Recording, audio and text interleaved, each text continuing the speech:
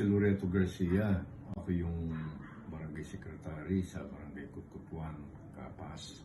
Part of my job ay madami akong nakakausap ng mga tao at isa sa trabahong ginagawa namin, pagka mayroong mga problema, kami sa bilang sekretary ng barangay, part ako ng lupong tagapamayapa, yung barangay justice.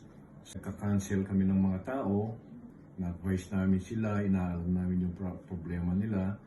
Then, parang sort of canceling na din yung ginagawa namin. Naayos namin yung problema nila, pinapayuhan na, ina-advise namin sila ano yung dapat gawin ng bawat isa. Ganun. Why did you become a counselor? Actually, hindi ako licensed counselor. Pero kagaya ng nasabi ko kanina sa iyo, part of my job is counseling nga.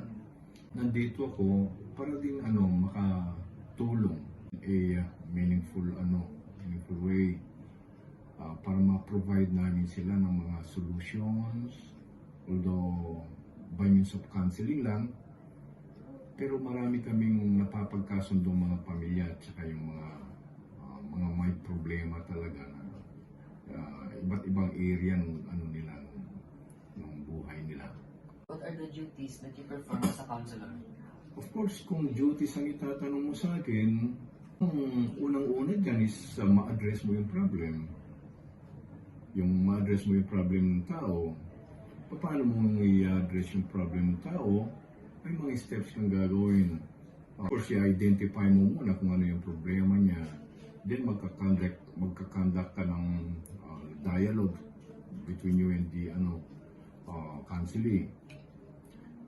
Kailangan mapag-usapan nyo ano ba yung nature ng problem, paano ba ma-address ito. Bibigyan mo siya ng advices base doon sa ipipresent niyang problema sa iyo. Titingnan mo, i-analyze mo yung kwan.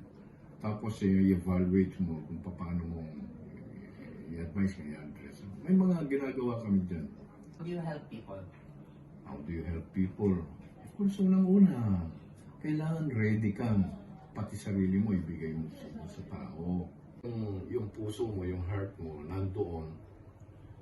Pag nandoon yun, yung purpose na yung pagtulong mo sa tao ay parang kakaroon ka na nagiging meaningful yung pagtulong mo kung sa papanong paraan, iba't ibang paraan depende sa problema ng tao.